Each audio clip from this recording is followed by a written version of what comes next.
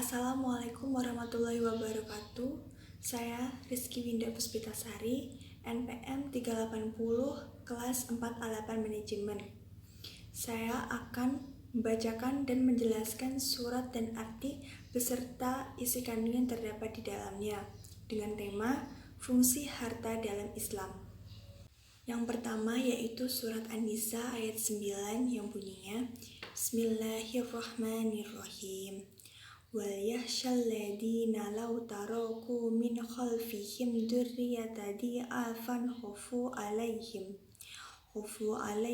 falyattaqullahu wal yaqulu qawlan syadida, yang artinya, dan hendaklah takut kepada Allah orang-orang yang seandainya meninggalkan di belakang mereka anak-anak yang lemah, yang mereka khawatir terhadap kesejahteraan mereka. Oleh sebab itu, hendaklah mereka bertakwa kepada Allah dan hendaklah mereka mengucapkan perkataan yang benar. Isi kandung yang terdapat di dalam surat An-Nisa yaitu: pertama, Islam memegang teguh prinsip keadilan. Pesan ini disampaikan terutama kepada orang-orang yang diberikan wasiat dan menjadi wali bagi anak-anak yang masih kecil. Mereka harus berupaya memelihara anak-anak yatim dengan baik, menjaga harta warisan anak yatim yang dititipkan orang tuanya kepadanya.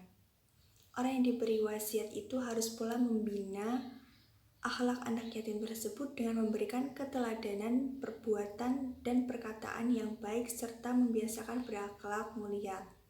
Yang kedua, orang mukmin diingatkan juga agar tidak meninggalkan keturunan yang lemah dikala ditinggal wafat orang tua. Karena itu orang tua harus mempersiapkan generasinya dengan baik, yaitu dengan cara bertakwa kepada Allah Subhanahu wa Ta'ala.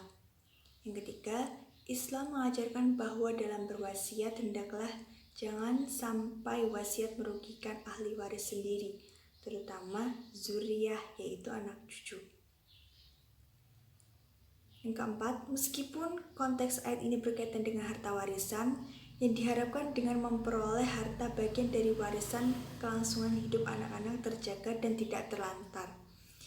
Menurut Imam Nawawi mengingatkan, dimaksud zuriatan di'afan atau keturunan yang lemah yang perlu dicemaskan yaitu jangan sampai meninggalkan keturunan atau generasi yang lemah dalam hal ekonomi, menyebabkan kemiskinan, ilmu pengetahuan, keagamaan, pemahaman penguasaan, dan juga akhlak. Yang kedua yaitu surat Al-Imran ayat 133 dan 134.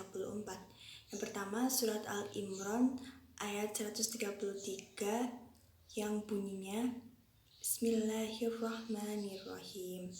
Wasyari'u ila maghfiratin mir rabbikum wa jannati arduhas samawati wal ardu adittat lil muttaqin, yang artinya, dan bersegeralah kamu mencari ampunan dari Tuhanmu dan mendapatkan surga yang luasnya seluas langit dan bumi yang disediakan bagi orang-orang yang bertakwa.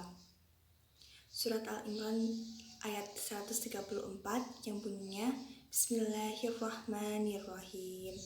Alladzina yunfiquna fis sarra'i wad-dharra'i waqadiminal ghaidha wal afina 'anin nas wallahu yuhibbul muhsinin, yang artinya yaitu orang yang berinfak baik di waktu lapang maupun sempit, dan orang-orang yang menahan amarahnya dan memaafkan kesalahan orang lain, dan Allah mencintai orang yang berbuat kebaikan.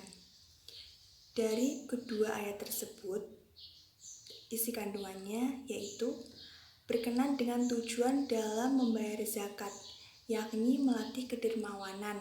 Allah Subhanahu wa Ta'ala menyuruh kita untuk menyegerakan melakukan amal soleh yang dapat mendatangkan ampunan dari Allah, yakni dengan cara mengeluarkan nafkah sebagai bentuk ketaatan kepada Allah, dan Allah sangat menyukai orang-orang yang berbuat kebaikan.